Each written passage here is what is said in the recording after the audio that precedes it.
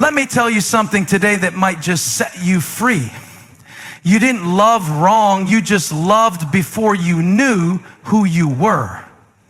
You might be looking at the broken pieces of your heart and wondering why God would allow you to go through what you did. Why would a loving God let you fall so deeply for someone who only took, manipulated, and left you empty?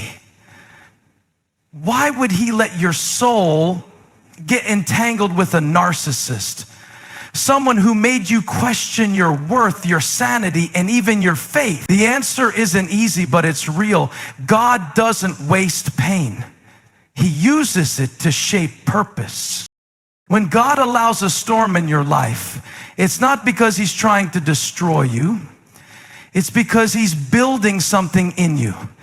That relationship that felt like a wilderness was the very place God chose to begin a new work in you. He doesn't need everything to go right to accomplish his will. In fact, he often does his greatest work through what went wrong. That heartbreak, that betrayal, that gaslighting you endured, it became the soil for your transformation. God is a master craftsman, and he can use even a narcissist to refine your character.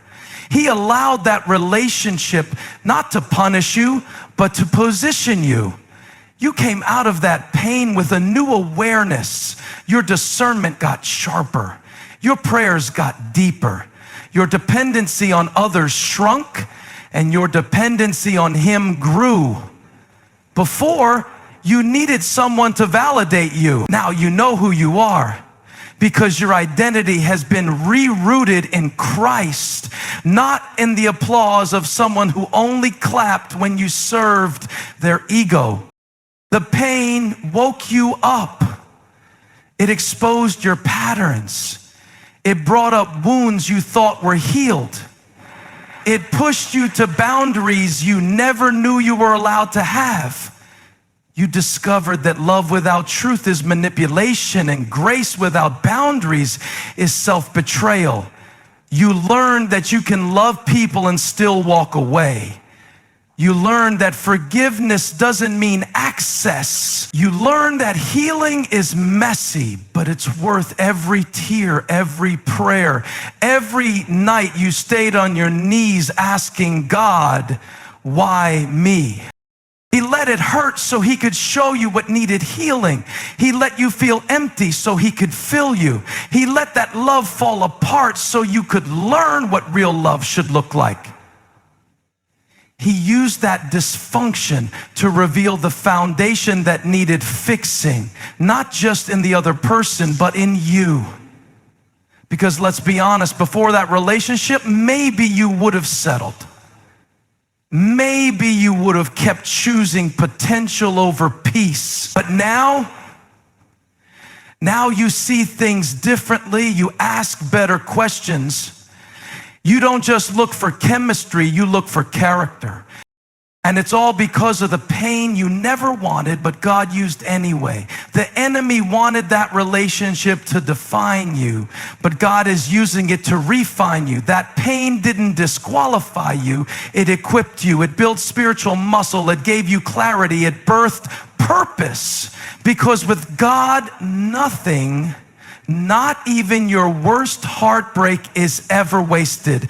You loved a narcissist because deep down, you didn't know who you were. You knew parts of yourself, your kindness, your loyalty, your desire to see the good in people, but you didn't yet know your worth. And when you don't know your worth, you'll tolerate things that were never meant for someone created in the image of God. You'll confuse love with control, attention with affection, and charm with character. You'll think that being chosen by someone broken is proof that you're lovable, when really it's a sign that you're starving for validation. That narcissist didn't see the real you. They saw what you could give them. And because you hadn't yet anchored your identity in something unshakable, you handed over your soul trying to earn what should have been freely given. You thought if you loved harder, served better, stayed longer, they would finally love you the way you needed. But the truth is, when you don't know who you are, you'll chase love instead of receiving it. You'll become addicted to their approval, always trying to do more, be more, give more, until you're drained, empty, and asking yourself, what's wrong with me? But nothing was wrong with you. You just didn't recognize that your heart was never meant to be a battleground for someone else's ego. You didn't know that real love doesn't twist your mind, manipulate your emotions, or punish your honesty. You thought love looked like sacrifice, so you became the sacrifice. You thought patience meant silence, so you stopped speaking up. You thought grace meant accepting everything, even the things that broke you. But that wasn't love. It was survival. You were surviving on crumbs, thinking it was a feast because your soul was starving and you didn't even know it. You were drawn to the narcissist because they reflected back to you the parts of yourself that needed healing. Your insecurity mirrored theirs. Your fear of abandonment aligned with their fear of accountability. Your desire to be seen fit perfectly into their hunger to be worshiped. But God, in His mercy, let it happen. Not to shame you, but to show you the gaps in your foundation, to show you that your love is a gift, not a tool to be exploited, to show you that your worth was never supposed to come from how well you could be needed, fixed, or praised. Because once you know who you are, once you truly see yourself through the eyes of your Creator, you stop accepting confusion as love. You stop needing people to tell you're enough because you already know. You stop begging for table scraps from people who never even intended to feed your soul. And you realize that the reason you stayed so long wasn't because you were weak, but because you were unaware. But not anymore. Now you see it. Now you know better. Now you're learning to love yourself the way you tried so hard to love them, with grace, with compassion, and without conditions. That person came into your life and flipped your world upside down. The way they made you feel at first, it felt like destiny. It felt like something you had prayed for, waited for, maybe even fasted for. You thought it was the beginning of forever. But it turned out to be the beginning of a lesson. And while the pain was real, the confusion was deep, and the heartbreak felt unbearable, the truth is they were never meant to stay. They were never meant to be your forever. They were meant to be your lesson, not your lifetime. Sometimes God sends people into your life not to fulfill your prayers, but to expose your patterns. That person didn't just come to love you, they came to show you the parts of you that still needed healing. You were asking God for a partner, but God was trying to prepare you for one. And part of that preparation meant allowing someone into your life who would show you exactly what love is. You mistook the spark for something sacred.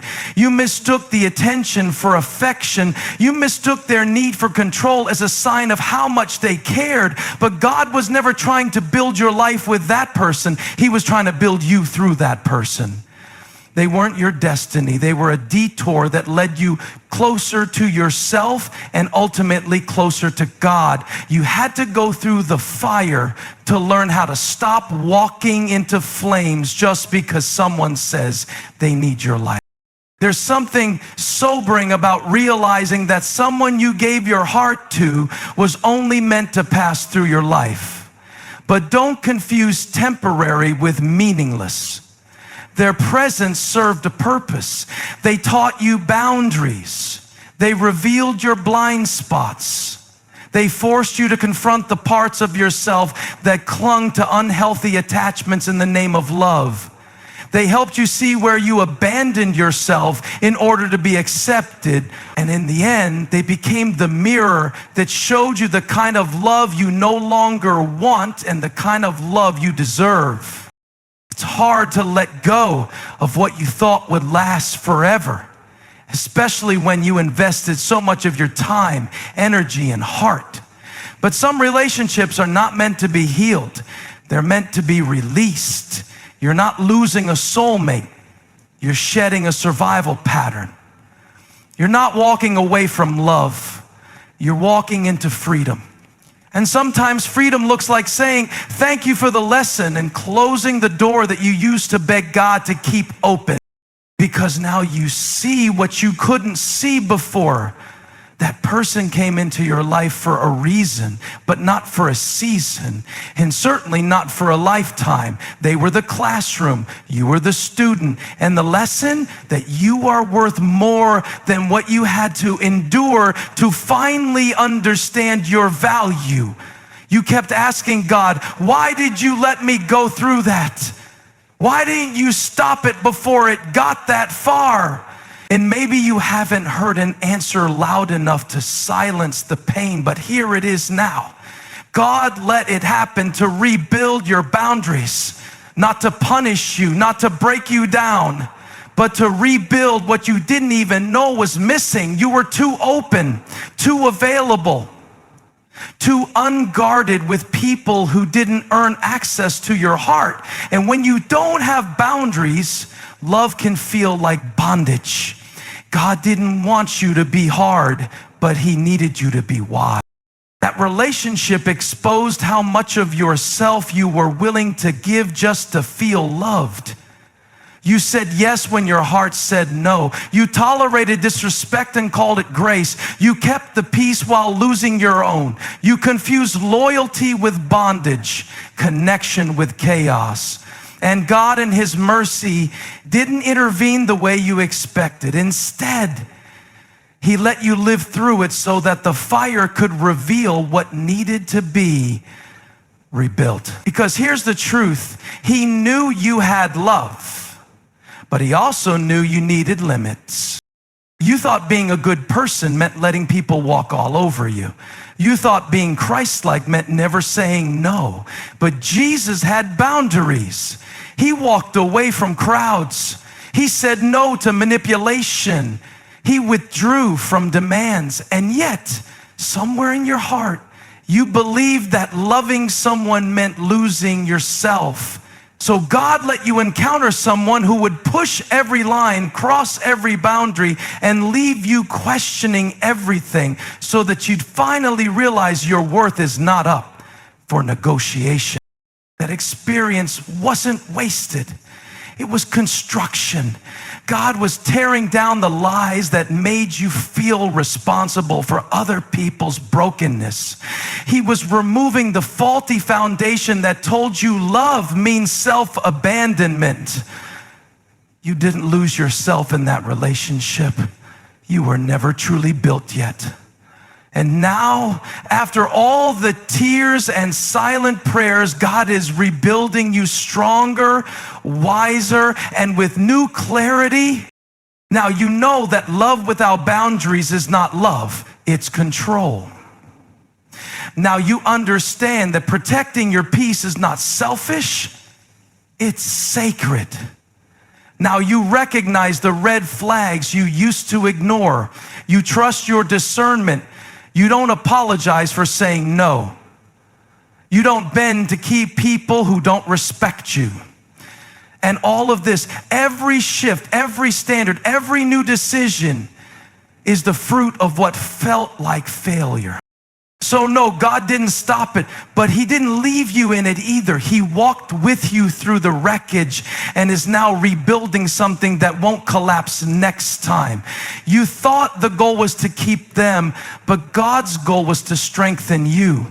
Because when your boundaries are built on truth, you don't need to fear losing anyone. You only fear losing yourself again.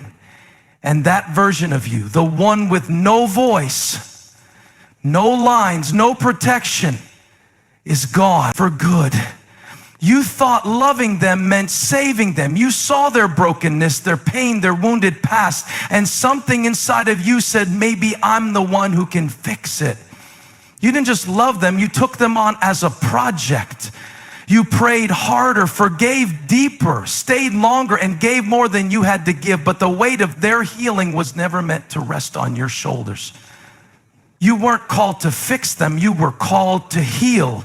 And healing doesn't always look like holding on, it often looks like letting go. Somewhere along the way, you confused your purpose with responsibility. You thought it was your job to be their anchor, their therapist, their savior. You saw potential and believed it was your assignment. But what you didn't see is that while you were trying to carry them, you were quietly bleeding. You neglected your own needs, silenced your own pain, and sacrificed your own growth because you believed love meant rescuing someone else from drowning, even if it meant you couldn't breathe. But God never asked you to do that. That was never your calling. Yes, you're gifted with empathy. Yes, your heart is tender. Yes, you have a God-given ability to see what others can become. But God didn't give you that vision so you could build someone into who they're supposed to be. He gave you that discernment so you could pray, so you can encourage, and sometimes so you could walk away when your presence becomes a crutch instead of a catalyst. Fixing someone implies that you're the solution, but healing someone means creating space for them to take responsibility for their own journey. And that's the space you were never given because you were too busy trying to be their answer. You thought love meant absorbing pain, cleaning up chaos, and covering the consequences. You thought grace meant pretending everything was fine when it wasn't. But grace without truth becomes enablement. Compassion without boundaries becomes codependency. And while you were trying to fix them, you were losing pieces of yourself. You became anxious, uncertain, and exhausted, not because you were weak, but because you were never meant to carry what they refused to confront. There's a difference between helping someone and holding them together. There's a difference between being supportive and being sacrificial in the wrong way. You can be there for someone without being responsible for their choices. You can pray for someone without staying in places where your peace is constantly under attack. Healing starts with realizing that you are not God. You are not grace. You are not their solution. You were never supposed to be. And the moment you let go of the need to fix them, you create space for God to step in and do what only He can do. You were called to heal yourself, your heart, your patterns. You were called to step into your identity, not lose it trying to repair someone else's. Love doesn't require that you become less. It requires that you know where you end and where someone else's responsibility begins. Because healing doesn't mean dragging someone toward change. It means walking in truth and trusting that God is big enough to finish what you never had the power to start. You thought it was love. You gave your heart with pure intentions, with open hands, with a hope that maybe, just maybe this time, it would be real. But it wasn't. It looked like love. It sounded like love. It dressed itself in romantic words and promises. But it left you confused, depleted, and questioning your ability to ever trust again. And yet, through all of that, God wasn't punishing you. He was teaching you. He let you love wrong so you could learn to love right. Sometimes the wrong love has a purpose. Not because God wants to see you hurt, but because He wants to see you healed. He wants to show you the difference between what looks good and what is good, between what excites your emotions and what nurtures your soul. You weren't foolish. You were faithful. You gave what you knew. You offered love the only way you had seen it, maybe even the way it had been modeled to you. But God needed to teach you a better way, a deeper way, a way rooted not in fear or need or validation, but in wholeness. You had to see what love is not so you could recognize what love is. You had to feel the ache of loving someone who couldn't love you back so you could learn the sacredness of loving yourself. You had to endure the silence, the gaslighting, the constant reaching for crumbs just to realize that real love doesn't make you shrink. It doesn't ask you to stay quiet, play small, or pretend you're okay when you're not. The wrong love was never meant to be permanent. It was meant to prepare you. Every tear you cried became a teacher. Every night you asked God, why did I have to go through this? Was a moment of transformation. Because God wasn't just trying to heal your heart. He was trying to grow your discernment. He was showing you that love without truth is not love. He was showing you that your desire to be chosen cannot override your need to be respected. He was showing you that compatibility without character is danger. And through all of that, he was bringing you back to yourself. You see, loving wrong doesn't make you broken. It makes you aware. It opens your eyes. It changes how you pray. It shifts how you show up. It makes you more intentional with who gets your energy, your time, your vulnerability. It teaches you to ask better questions, to take your time, to wait for fruit instead of falling for charm. And most of all, it teaches you that you are worthy, not because someone said so, not because someone stayed, but because God has already declared it. And God let you love wrong, not to destroy your capacity to love, but to develop it. So you'd love with wisdom, so you'd love with boundaries, so you'd love with both heart and head, not from fear, not from emptiness, but from a healed, whole, and holy place. You're not cursed because it went wrong. You're called to love better because of it.